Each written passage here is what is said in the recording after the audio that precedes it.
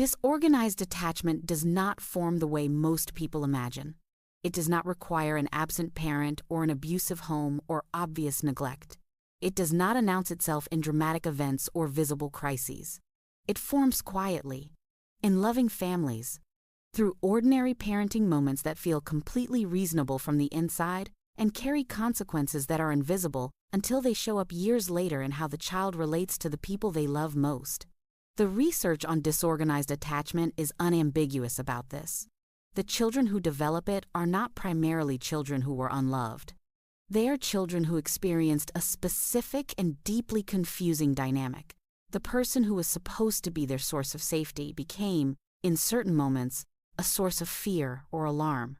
Not because the parent was cruel, not because the parent did not love the child, but because specific repeatable patterns in the parent's behavior sent the child's nervous system a signal it could not resolve. The safe person is also frightening. The source of comfort is also the source of alarm. And a nervous system caught in that unresolvable contradiction develops the specific fragmented attachment pattern that researchers call disorganized. What makes disorganized attachment so difficult to understand and so important to address is that it is the attachment pattern most associated with the widest range of long-term difficulties.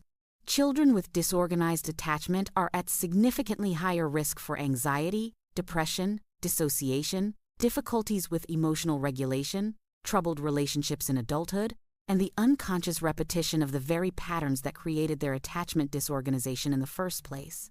The consequences are not small, and they begin in moments that most parents never identify as consequential. Hi, I'm Stella Simone from My Home Daily. And in this video, we'll talk about 7 parenting habits that create disorganized attachment in children, why each habit sends the developing nervous system a signal it cannot resolve, and exactly what to do instead so that your child's attachment system can build on a foundation of genuine safety rather than unresolvable confusion. Number 1.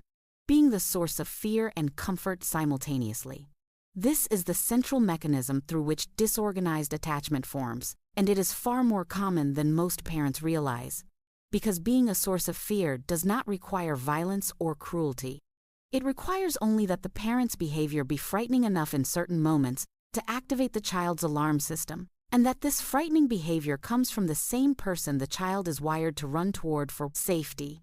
When a parent loses their temper with genuine intensity, not just firmness, but real frightening anger, the child's nervous system faces an impossible situation. Every instinct tells the child to run toward their attachment figure for safety. But the attachment figure is the source of the alarm. There is nowhere to go. The safety system and the danger system are activated simultaneously by the same person. And the nervous system, unable to resolve this contradiction, fragments. This fragmentation repeated across development is the neurological foundation of disorganized attachment. Think of it like a fire alarm that goes off inside the fire station. The alarm is telling you to run out of the building, but the building is the only safe place. You cannot run towards safety and away from danger simultaneously because they are the same location. That is what the child's nervous system experiences when the attachment figure is also the source of fear. The alarm cannot be answered because the refuge and the threat are one. So what does this look like in practice? It is the parent who genuinely terrifies their child with the intensity of their anger, not spanking, not abuse, but the specific quality of rage that makes a small child feel genuinely unsafe. It is the parent who dissociates during stress, going emotionally blank in a way that reads to the child as deeply alarming. It is the parent who becomes erratic and unpredictable when overwhelmed, warm one moment and frightening the next with no discernible pattern. The corrective action here is not perfection. It is awareness and repair. When you have been frightening, genuinely frightening, not just firm, come back. Acknowledge what happened. Not to burden the child with adult guilt, but to give their nervous system the signal that the alarming behavior was not the final word. I got very angry earlier and I scared you. That was not okay, and I am sorry. I love you and you are safe. This repair does not erase the experience, but it gives the nervous system a resolution it desperately needs. Number 2, frightening parental behavior that is not repaired. closely related to the first habit but distinct in an important way. The issue here is not only frightening behavior, it is frightening behavior that is never acknowledged, never repaired, and never given a resolution that the child's nervous system can use to make sense of what happened. Children are remarkably resilient when frightening experiences are followed by genuine repair. The nervous system can metabolize a difficult experience when the relationship that contains the experience restores its safety afterward. What the nervous system cannot metabolize is a frightening experience that is simply left unaddressed as if it did not happen, as if the child's experience of fear was not real or not important enough to acknowledge. In many families, this happens not from callousness but from shame. The parent who loses their temper is often deeply ashamed afterward, and the shame makes it impossible to return to the moment and repair it. So instead, the family moves on. The incident is not mentioned. The child is expected, perhaps even pressured, by the general family atmosphere to act as if everything is normal, and the child's nervous system is left holding an unresolved alarm signal with no repair available to discharge it. Imagine receiving a terrifying phone call and then being immediately dropped into a normal conversation with the person who called you, with no acknowledgement of what just happened and no resolution of the fear it produced. Your body would still be running the alarm. Your mind would be trying to engage with the normal conversation. The split between the body's alarm state and the surface performance of normalcy would be exhausting and disorienting. That is what the child's nervous system experiences when frightening events go unrepaired in the family system. Build the habit of repair, not as a formal apology ritual, but as a genuine return to the child after any moment of genuine fright. Use simple, honest language appropriate to the child's age. Come back within the hour whenever possible. Let the repair be warm and specific rather than generic.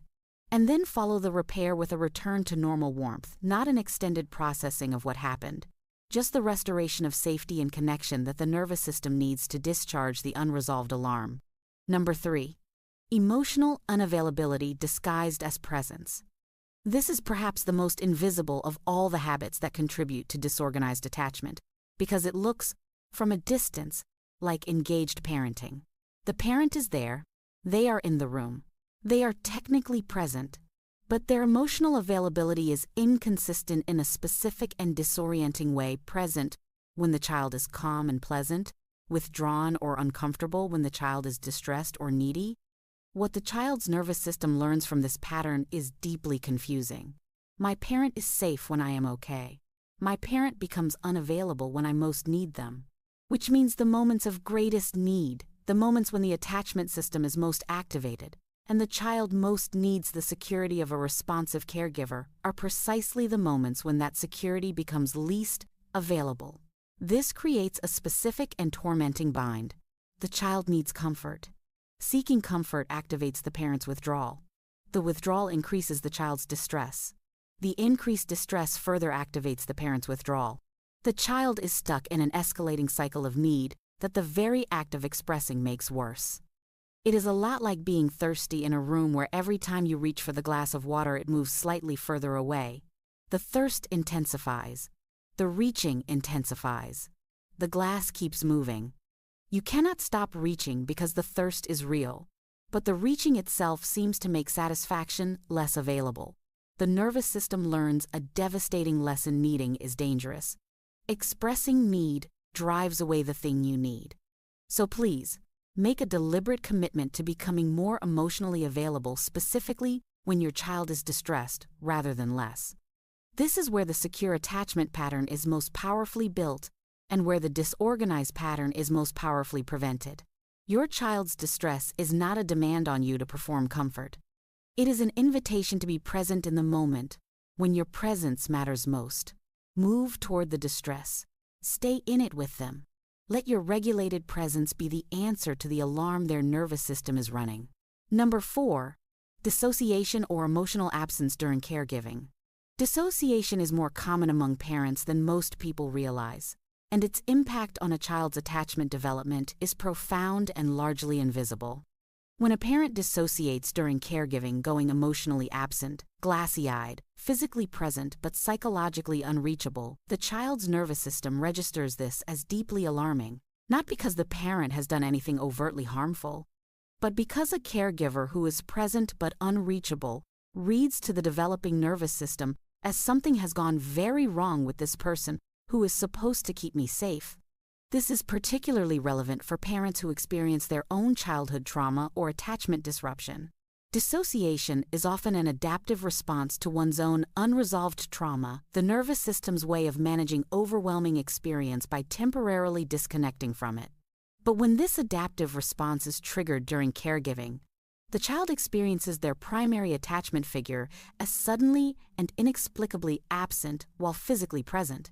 And this experience, the parent who is there but not there, is one of the specific triggers for disorganized attachment formation.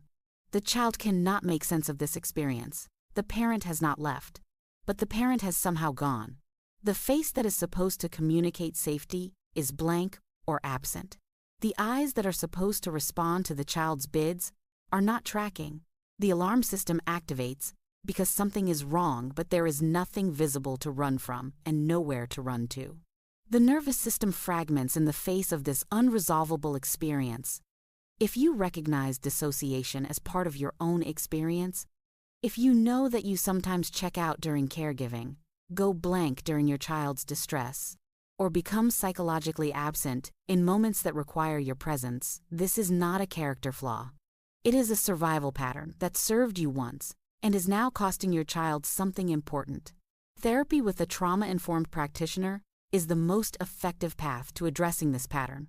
Your own healing is directly connected to your child's attachment security. The work you do on yourself is some of the most important parenting work you will ever do. Number 5. Unpredictable emotional responses to the same behavior. Children are exquisitely attuned to pattern. Their developing nervous systems are constantly scanning the environment for reliable rules about how the world works. If I do this, then that happens. This pattern recognition is not just a cognitive function. It is a survival function. A nervous system that can predict what its environment will do is a nervous system that can rest in relative safety. A nervous system that cannot predict its environment must remain on constant high alert. When a parent's emotional responses to the same child behavior are unpredictable, warm and accepting on some days, explosive or dismissive on others, without discernible pattern, the child's nervous system cannot build the predictive model it needs to feel safe. The same action that was warmly received yesterday produces anger today. The same emotional expression that was met with comfort last week is met with withdrawal this week. The child cannot learn the rules because the rules keep changing. This unpredictability is often driven by the parent's own unregulated emotional states, their own stress levels, their own unresolved triggers, their own history of attachment disruption, expressing itself through inconsistent responses.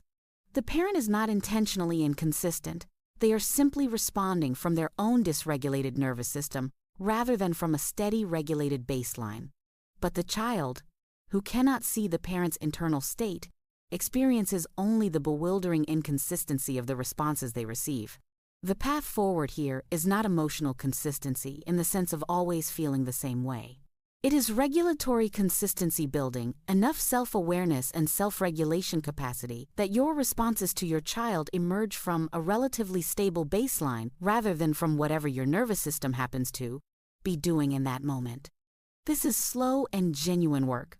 Therapy, mindfulness practice, somatic work, understanding your own attachment history, these are the tools that build the regulatory baseline your child needs you to have. Start where you are and build toward the consistency that protects your child's nervous system from the cost of chronic unpredictability. Number 6. Using the child as an emotional regulator. This habit is perhaps the most misunderstood on this list because it often looks and feels like closeness. The parent who shares their emotional life with their child, who confides in them, who treats them as a confidant and source of comfort, who relies on the child's presence to feel regulated. This relationship often feels warm and intimate from the inside. What it actually represents is a reversal of the attachment dynamic that the child's developing nervous system requires. When this dynamic reverses, when the parent uses the child's presence, the child's attention, or the child's emotional responses to regulate their own nervous system, the child is being asked to function as a parent to their own parent. This is called parentification, and its effects on attachment are significant. The child cannot simultaneously be the one being regulated and the one doing the regulating. The two roles are incompatible. And the child who learns that their parent's emotional stability depends on them develops a specific and exhausting hypervigilance, constantly monitoring the parent's emotional state, managing their own expression to keep the parent regulated, unable to access their own needs because the parent's needs have taken the structural position that their own needs should occupy. Stop sharing emotional burdens with your child that belong in adult relationships. Stop using your child's presence or behavior as a source of emotional regulation for yourself. If you find that your child's happiness or approval is something you depend on for your own emotional stability, this is important information about your own attachment needs and your own unresolved relational history. Seek the adult support therapy, trusted relationships, genuine community that meets the needs you are currently directing toward your child. Your child needs to be the receiver of care, not the provider of it. Number 7. Not repairing the attachment bond after rupture. The seventh habit that contributes to disorganized attachment is the one that could potentially undo much of the damage created by the previous 6, and its absence is therefore the most costly of all. Not repairing the attachment bond after rupture, leaving the relationship in a state of disconnection after a frightening, painful, or confusing interaction without restoring the safety and warmth that the child's nervous system requires. Repair is not weakness. It is not undermining parental authority. It is not teaching the child that the parent's behavior was acceptable. Repair is the specific act of returning to the child after a rupture in the relationship and restoring the safety of the bond. It is the evidence, accumulated across thousands of repairs over years of ordinary parenting, that this relationship is durable, that it survives difficulty, that the parent comes back, that love persists through conflict and confusion and frightening moments and comes out the other side, still warm, still present, still reliable. Children who experience consistent repair after rupture develop something extraordinary. Not just secure attachment, though. Repair is one of its primary builders, but a deep and durable model of relationships as survivable things. Relationships that can be broken and fixed, bonds that can be strained and restored, love that persists through its own imperfection. This model becomes the template for every significant relationship in the child's adult life. Their friendships, their romantic partnerships, their professional relationships, all of them shaped by whether the first and most important relationship in their life consistently repaired after rupture, or left the ruptures to accumulate unaddressed. Make repair the most consistent thing about your parenting. When you have been frightening, repair. When you have been emotionally absent, repair. When you have been unpredictable or unavailable or have used your child for your own regulation, repair. Not in a formal or overwhelming way. Simply return. Acknowledge what happened in age-appropriate language. Restore the warmth. Let the child's nervous system receive the signal that the rupture is over and the bond is intact. Do this every time. Do it quickly. Do it even when it is uncomfortable or shame-inducing to do so, because the accumulation of repairs across a childhood is what builds the attachment security that everything else in your child's life will rest upon. Disorganized attachment is not a life sentence, not for the child who developed it, and not for the parent whose patterns contributed to it. It is a pattern. Patterns can be understood. Patterns can be interrupted. Patterns can be replaced with new patterns through awareness, through consistent corrective behavior, and through the willingness to do the sometimes uncomfortable work of becoming the regulated, available, repairing parent that your child's nervous system is asking for. You do not have to be perfect. You have to be present. You have to be willing to come back after the hard moments. And you have to be willing to look honestly at the habits that may be costing your child something they deserve to have the experience of a safe person who is consistently safe, a source of comfort who is reliably comforting, and an attachment figure whose presence resolves alarm rather than creating it. That is the foundation of secure attachment, and it is available to every parent who is willing to see clearly and act accordingly. If this video gave you something important to sit with, please like it and share it with a parent who needed to hear this today. And if you want more videos on attachment, child psychology, and emotionally healthy parenting, subscribe to My Home Daily so you never miss one. We are so glad you are here.